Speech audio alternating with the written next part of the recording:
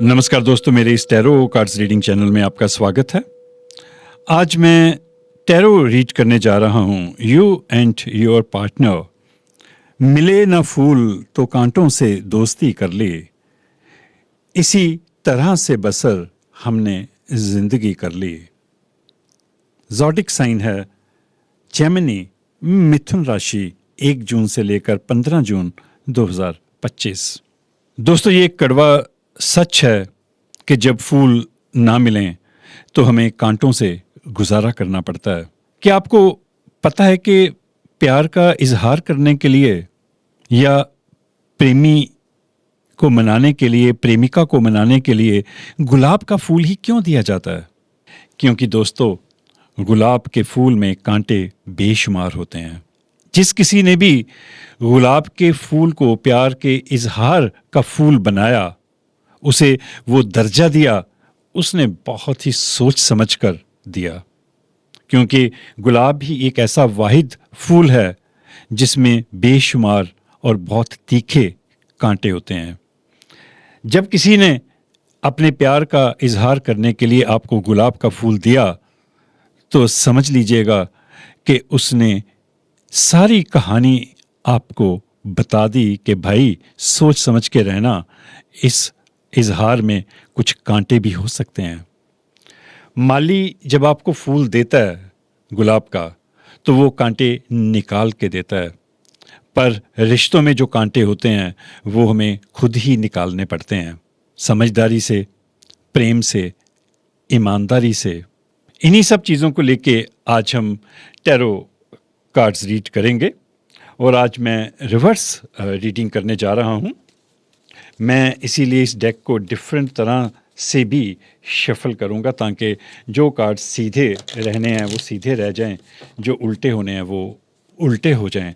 Reverse reading इसी तरह से की जाती है। हे यूनिवर्स, मुझे सही कार्ड्स लेने की क्षमता देना, मुझे रिवर्स रीडिंग करने की समझ देना। एक बार और रिवर्स रीडिंग के लिए डिफरेंट तरह से शफल करते हैं।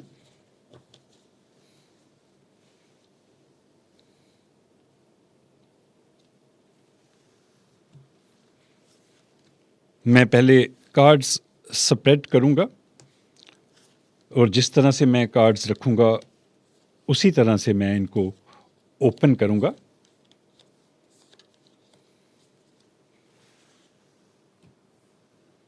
क्योंकि मैं डिफरेंट तरह के डेक्स का इस्तेमाल करता हूं रीडिंग के लिए, क्योंकि ये एक जनरल रीडिंग होती है। मेरी ये इच्छा होती है कि सभी को कुछ ना कुछ रेजोनेट हो जाए। इस तरह कार्ड बिछा लेने के बाद दोबारा से डेक्स को शफल करने का समय जो है वो बच जाता है और रीडिंग जो है वो कंटिन्यू रहती है। हे यूनिवर्स, मुझे सही कार्ड्स लेने की ताकत देना और मुझे समझ भी देना कि मैं इन कार्ड्स को अच्छी तरह से एक्सप्लेन कर पाऊँ।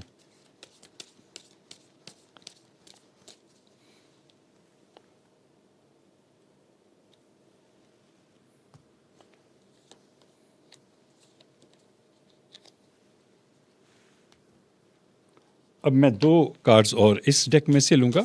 ये गाइडेंस कार्ड्स हैं। हे यूनिवर्स, मुझे सही गाइडेंस कार्ड्स लेने की ताकत देना। जेमिनी ज़ोडिक साइन के लिए, मिथुन राशि के लोगों के लिए विषय है you and your partner.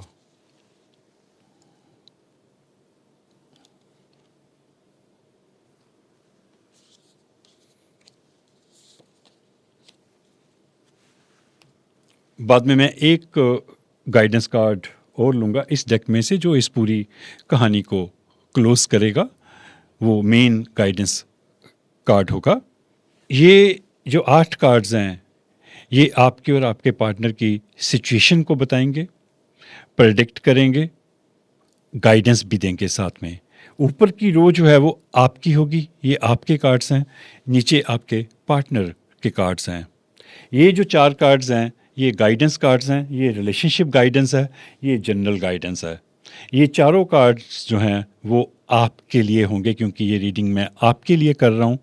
Of course partner के मैंने 4 कार्ड्स लिए हैं, ताकि हमें वो क्या सोचता है, किन हालात में से निकल रहा है, उसकी क्या मनोस्थिति है, हमें वो भी पता लग सके और आप क्या सोचते हैं, किन हालात में से निकल रहे हैं, हमें वो भी पता लग सके। तो लेते हैं पहला कार्ड आपका, किंग ऑफ कप्स। कप्स जो है हमारे इमोशंस को दिखाते हैं, और आप बहुत ही मैच्योर और इमोशनल पर्सन हो। किंग जो है वो मैच्योर पर्सन होता है, केयरिंग होता है, उसे अपनी प्रजा का ध्यान रखना होता है, ओपन माइंडेड होता है, लिबरल होता है।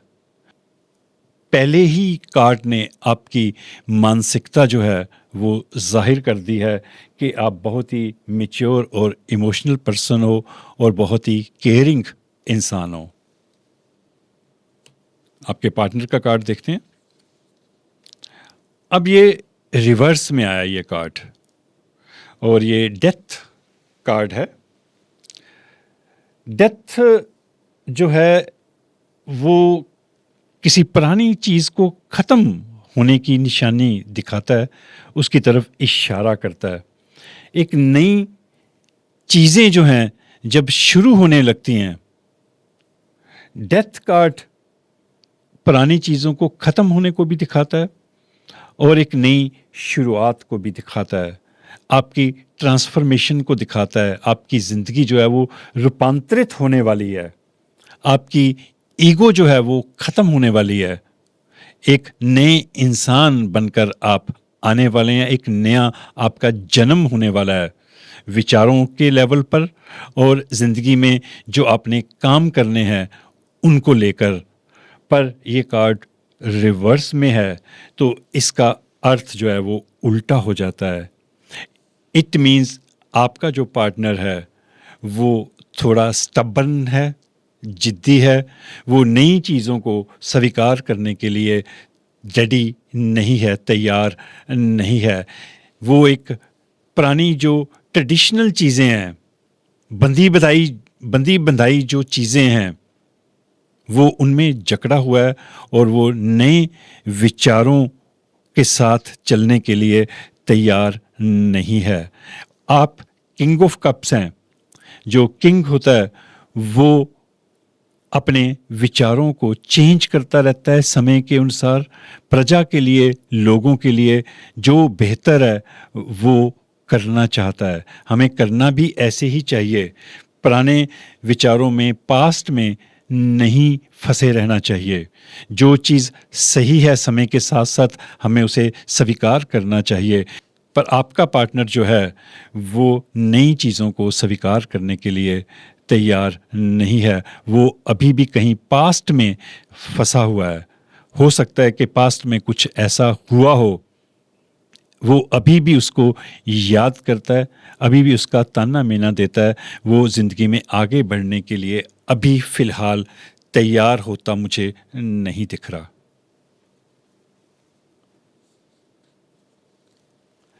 एट ऑफ पेंटाकल्स है आपका अगला कार्ड। ये स्किल वर्क को दिखाता है, क्राफ्ट्समैनशिप को दिखाता है। यदि आप कोई काम सीखना चाहते हैं हाथ का, यदि आपका किसी काम, आपका कोई ऐसा इंटरेस्ट है, आप ज्वेलरी बनाना चाहते हैं, कोई मेडिसिन्स बनाना चाहते हैं, कोई फर्नीचर बनाना चाहते हैं, किसी भी तरह के हाथ का काम, स्किल वर्क, तो आपको उसकी ट्रेनिंग लेनी चाहिए और आपको उसी से रिलेटेड जॉब करनी चाहिए और उसी से रिलेटेड आपको बिजनेस करना चाहिए। चाहे आप पेंटर हैं, आर्टिस्ट हैं, फोटोग्राफर हैं, वटएवर, बहुत सारी कैटेगरीज होती हैं जिसमें स्किल वर्क शामिल होता है, जिसमें हुनर शामिल होता है और आप में कोई ना कोई ऐसा हुनर ज़रूर है। ये कार्ड उसको दिखाता है और साथ में ये जो कार्ड्स हैं ये मैसेजेस भी साथ साथ ही देते हैं। मैं मैसेजेस के ऊपर ज़्यादा ज़ोर देता हूँ। कई बार हालात का हमें पता होता है पर हमें ये नहीं पता होता कि हमें क्या करना चाहिए। कई बार हिम्मत हम में नहीं होती, तो मैं यूनिवर्स की तरफ से गाइडेंस ज़्यादा लेता हूँ ताकि कहीं ना कहीं कोई ना कोई ऐसा शब्द आपके कान में पड़ जाए, आपको प्रेरणा मिल सके, जो आपको इंस्पायर्ड कर सके, कोई इंस्पिरेशन नई आपको मिल सके और आप आगे बढ़ सको।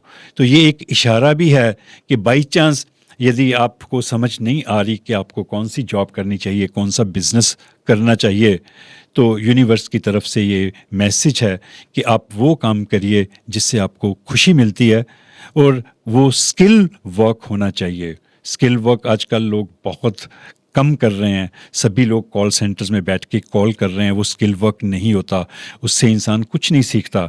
तो आपको कुछ ऐसा काम करना चाहिए जिससे आपको खुशी मिले, जिसमें आपकी महारत हो, और आप उसमें से अच्छा पैसा कमा पाएंगे आने वाले टाइम में। देखिए, पेंटाकल्स हैं यहाँ पे। मैं थोड़ा सा क्लियर कर दूं कि रिलेशनशिप में प्यार के साथ साथ पैसा भी चाहिए होता है। कई बार हम पैसे को इम्पोर्टेंस नहीं देते, पर जब वक्त बीतता है, प्यार मध्यम पड़ने लगता है, तो हमें ध्यान आता है कि ज़िंदगी जीने के लिए तो पैसे भी चाहिए। तो ये बड़े अच्छे दो कॉम्बिनेशन है आपकी लाइफ में कि आप एक इमोशनल इंसान हो, केयरिंग पर्सन हो, पर इमोशंस के साथ साथ, प्यार के साथ साथ यदि कुछ पैसा भी मिल जाए तो बंदा फाइनेंशियली सिक्योर्ड हो जाता है, तो उसकी ज़िंदगी बेटर हो जाती है, कंप्लीट हो जाती है। आपके पार्टनर का कार्ड देखते हैं।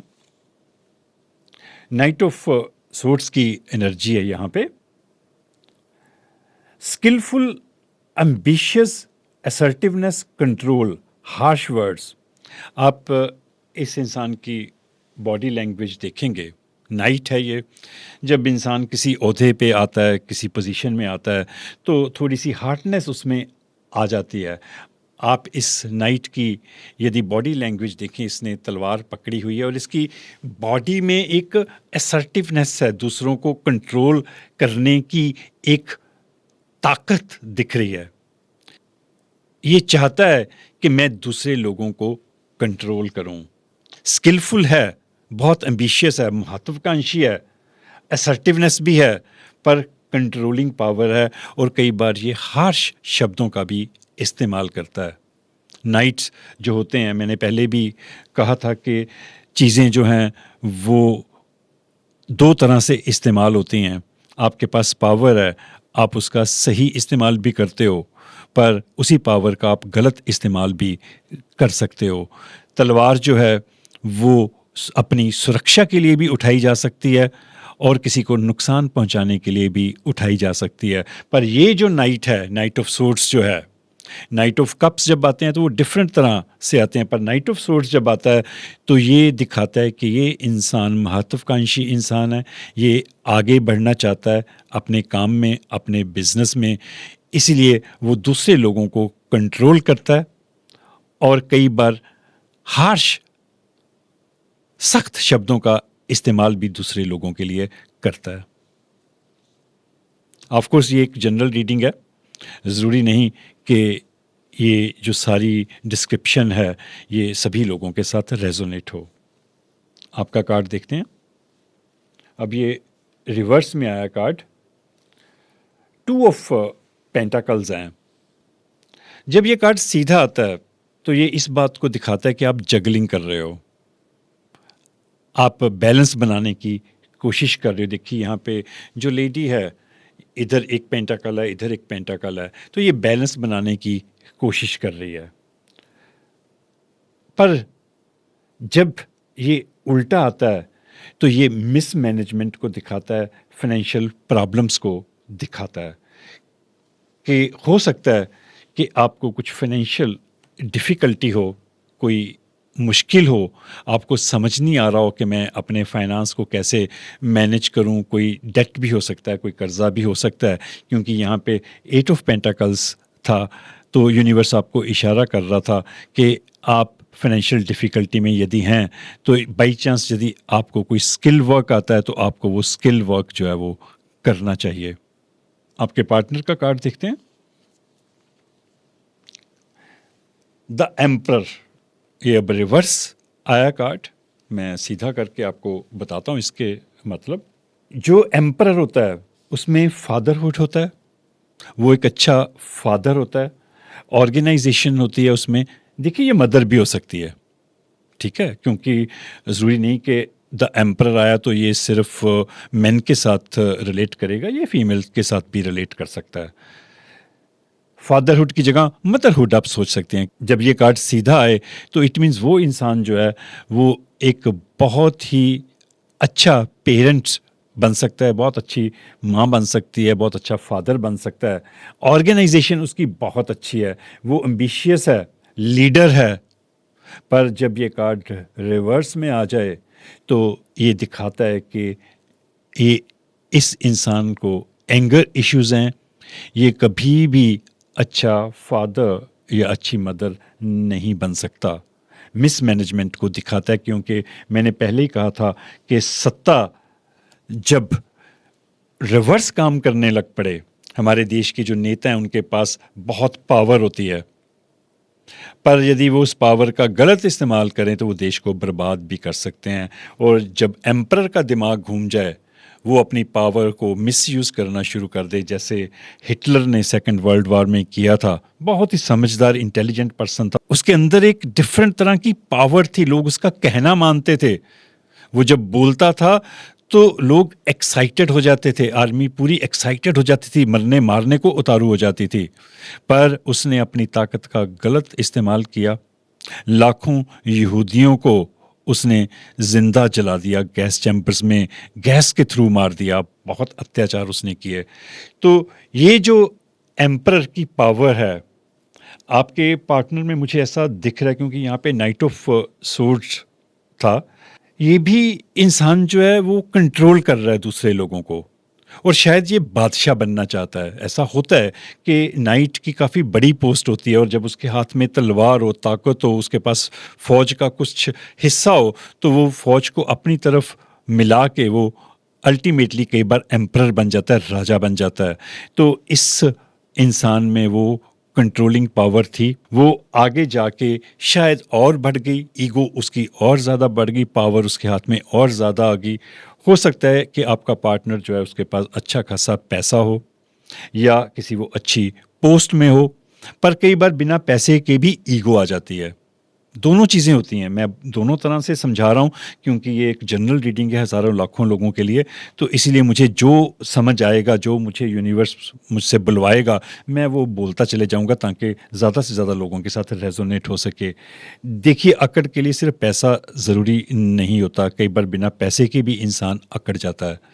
कई बार पोस्ट अच्छी मिलती है इंसान को, वो एम्परर सचमुच होता है, किसी ऊंची अच्छी सरकारी पोस्ट पे है, पॉलिटिशियन है, लोग उसकी बात को मानते हैं, तो उसमें अकड़ आ जाती है, ईगो आ जाती है, और वो अपनी पावर का गलत इस्तेमाल करने लग पड़ता है। और ज़्यादातर जो पॉलिटिशियंस हैं, ज़्यादातर जो सरकारी ऑफिसर्स हैं, वो अपनी पावर का कई बार गलत इस्तेमाल करते हैं, उसका मिसयूज़ करते हैं।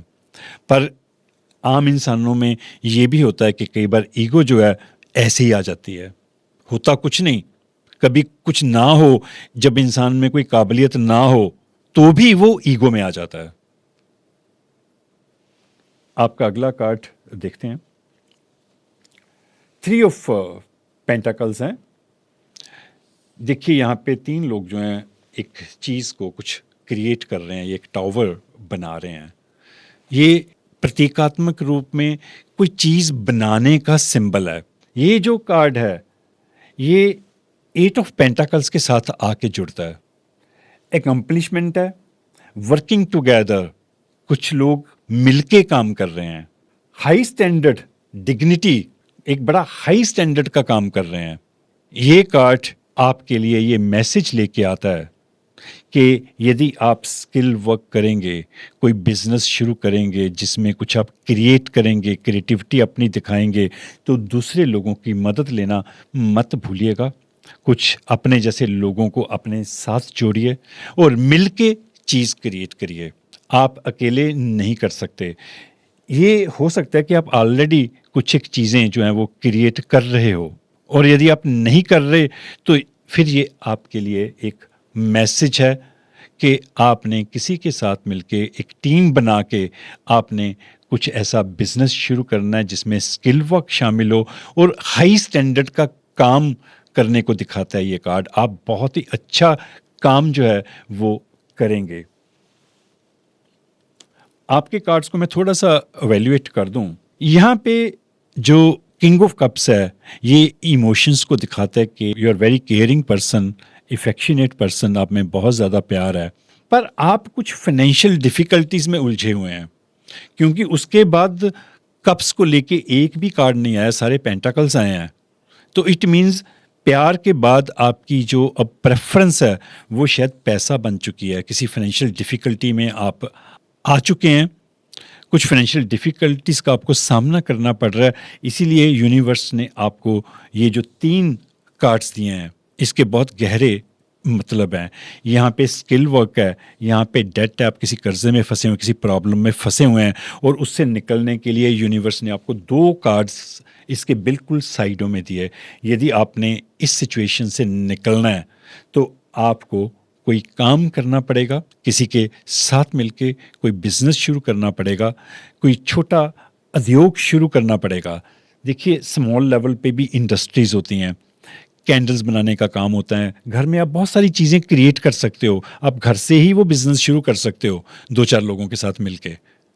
और उसमें जब वो काम आपको पसंद होगा, दिल से आप करेंगे, तो उसमें आपको अच्छा खासा पैसा मिलेगा और ये जो फाइनेंशियल डिफ़िकल्टी है यहाँ पे, ये आपकी ख़त्म हो जाएगी। इमोशनली आप ऑलरेडी किंग की पोजीशन पे हैं, पर आपका पार्टनर जो है वो आपको सपोर्ट नहीं कर रहा यहाँ पे, क्योंकि वो नई चीज़ों को, नई चेंजेस को लेने के लिए अनअवेलेबल है, उपलब्ध नहीं है, क्योंकि उसमें जिद है, उसमें ईगो है, वो दूसरे लोगों को कंट्रोल करना चाहता है। अभी एक कार्ड और बाकी है, देखते हैं। 5 ऑफ पेंटाकल्स।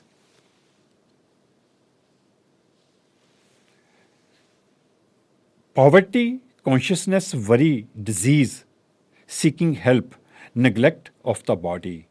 5 ऑफ पेंटाकल्स जो हैं, देखिए यहाँ पे 2 लड़कियां हैं, वो थोड़ा परेशान हैं, अपसेट हैं, ये गरीबी को दिखाता है।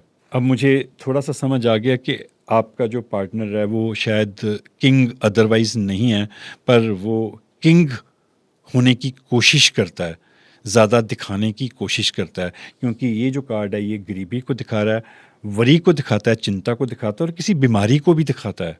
हो सकता है कि आपके पार्टनर को कोई डिजीज़ भी हो, कुछ ऐसी बीमारी हो, उसे हेल्प की ज़रूरत है, क्योंकि वो अपनी बॉडी को नेग्लेक्ट कर रहा है, वो अपने शरीर की तरफ ध्यान नहीं दे रहा, अपने खाने पीने की तरफ ध्यान नहीं दे रहा।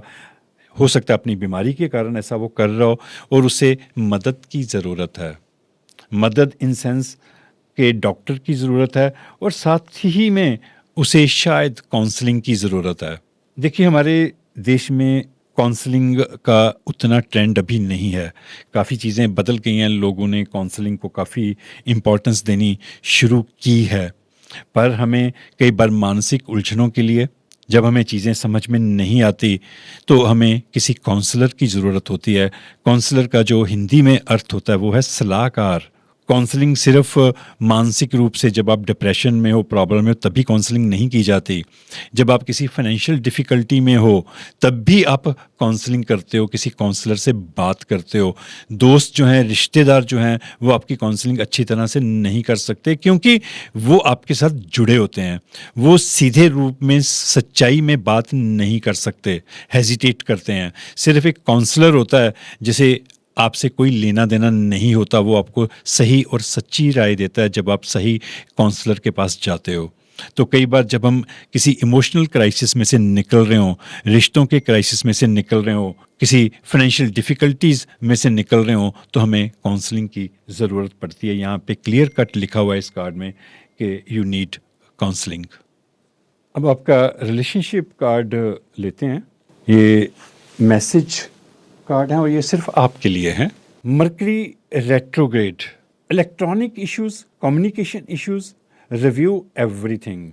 कुछ इलेक्ट्रॉनिक इश्यूज जो हैं वो आपको हो सकते हैं, आपके पास कोई व्हीकल हो वो ख़राब हुआ हो सकता है। साथ में एक जो वर्ड है कम्युनिकेशन इश्यूज, कि आपको अपने पार्टनर के साथ शायद संवाद करने में दिक्कत आ रही है, कम्युनिकेशन नहीं हो पा रहा उससे। कुछ इलेक्ट्रॉनिक इश्यूज जो हैं मैं उसको डिफरेंट तरह से भी एक्सप्लेन करता हूँ। कुछ सोशल मीडिया, मोबाइल, इंटरनेट, कुछ इस तरह के इश्यूज भी हो सकते हैं, क्योंकि आजकल लोग जो हैं वो पता नहीं क्या क्या करते हैं व्हाट्सएप पे, और बहुत सारे जो मीडियाज़ में इसको हाइड कर दिया, उसको हाइड कर दिया, ये कर दिया, वो कर दिया, बहुत सारी चीज़ें करते हैं। पता नहीं वो अपना कैसे उनके पास इतना दिमाग होता है, कैसे उनके पास इतना समय होता है, बड़ा उल्टे पुल्टी चीज़ें वो करते रहते हैं। तो इससे जो है वो कम्युनिकेशन प्रॉब्लम्स जो हैं वो पार्टनर्स में अक्सर आ जाती है। तो आपको अपने पार्टनर के साथ एक कम्युनिकेशन इशू जो है वो मुझे दिख रहा है यहाँ पे। रिव्यू एवरीथिंग, आपको सारी चीज़ें अच्छी तरह से रिव्यू कर लेनी चाहिए, उनका अच्छी तरह से निरीक्षण कर लेना चाहिए। कम्युनिकेशन इशू जो है वो मुझे यहाँ भी दिख रहा था इन चारों कार्ड्स में, और जो मैसेज आया वो भी कम्युनिकेशन इश्यूज़ को लेके आया, क्योंकि जो इंसान अपने आप को चेंज करने के लिए तैयार नहीं है, तो इट मीन्स आपको उसके साथ कम्युनिकेशन की दिक्कत आ रही है, क्योंकि आप किंग ऑफ कप्स हो। और किंग ऑफ कप्स जो होता है, जो बहुत ज़्यादा इमोशनल इंसान होता है, उसको कई बार समझना मुश्किल होता है।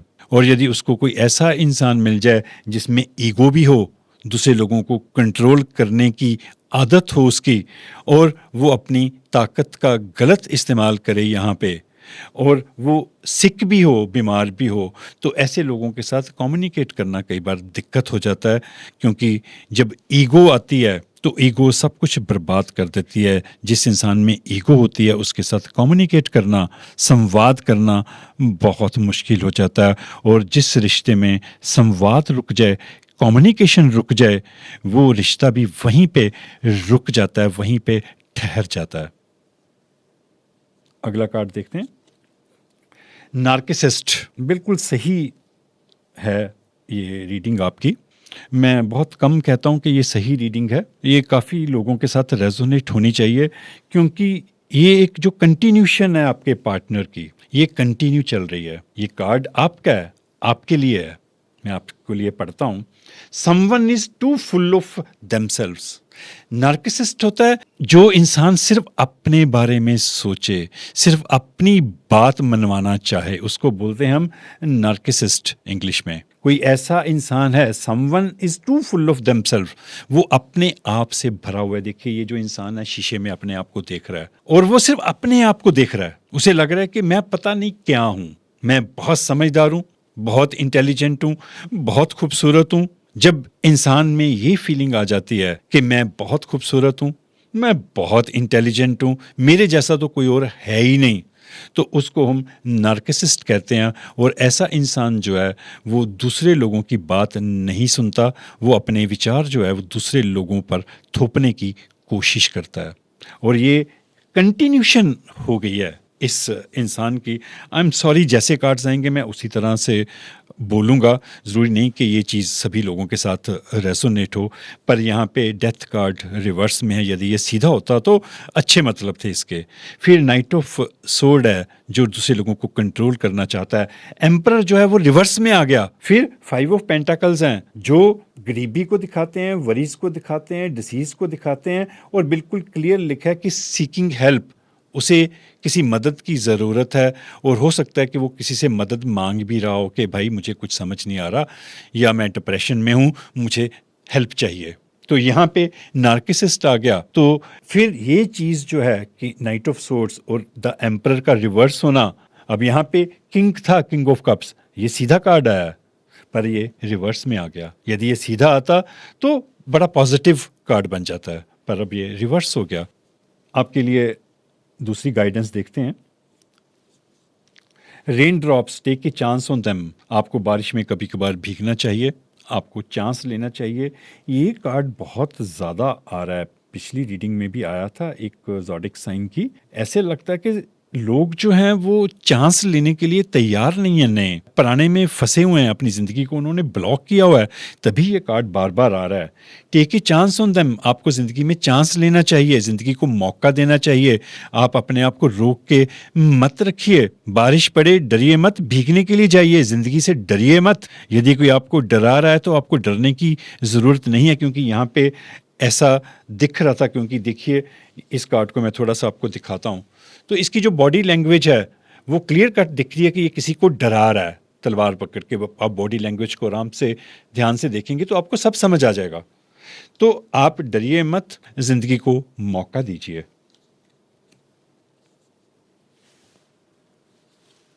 कैसल, किला, पीछे देखिए किला जो है वो जल गया और ये लेडी जो है हाथ में मिट्टी को पकड़ के बैठी है, बाकी सिर्फ राख बच गई। आपका जो कैसल है वो शायद जल गया। जिस तरह से आपने चाहा था उस तरह से चीज़ें नहीं हुई। जो आपने घर खड़ा किया था, जो आपने एक महल खड़ा किया था, चाहे वो सपनों का महल हो, वो जल गया। It is time for healing not war. ये समय जो है वो अपने आप को हील करने का है, लड़ाई करने का समय नहीं है। मैं जब इस तरह का कार्ड आता है तो मैं थोड़ा सा एक्सप्लेन कर देता हूँ।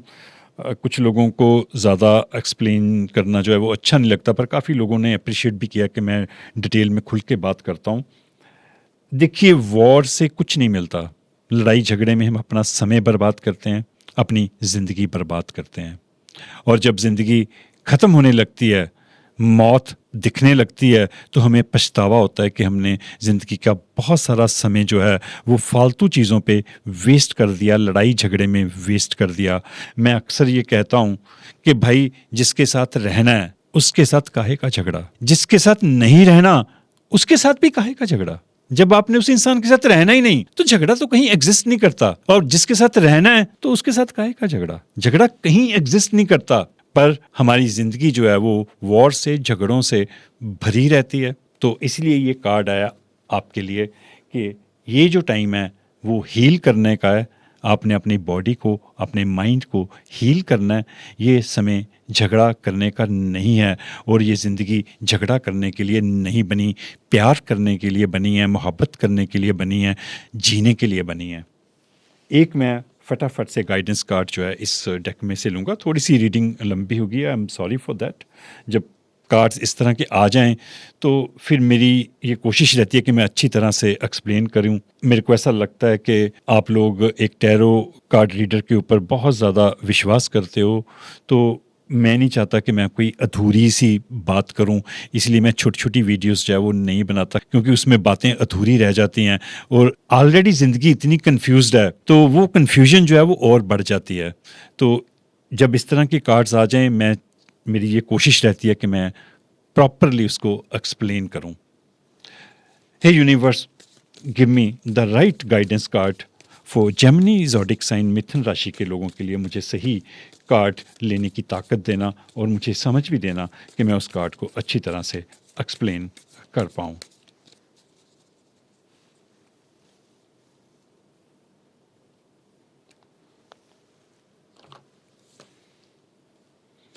अवेकनिंग,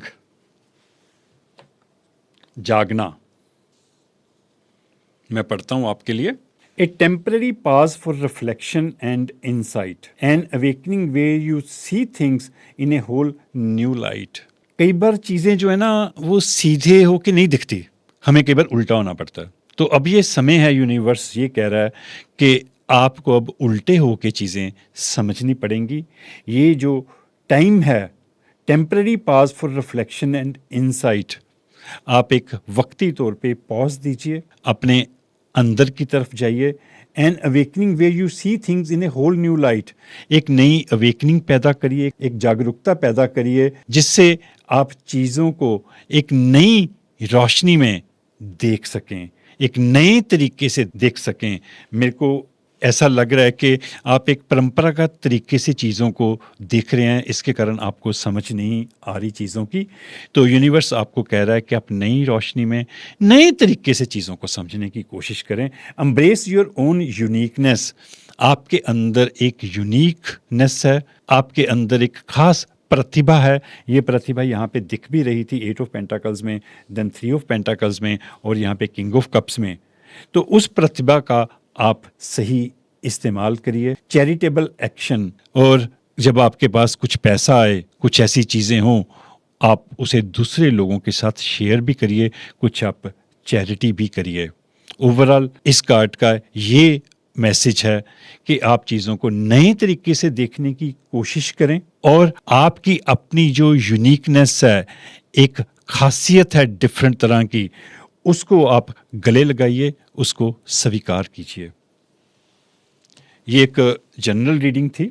ये ज़रूरी नहीं है कि इस रीडिंग का हर एक हिस्सा सभी लोगों के साथ रेजोनेट हो।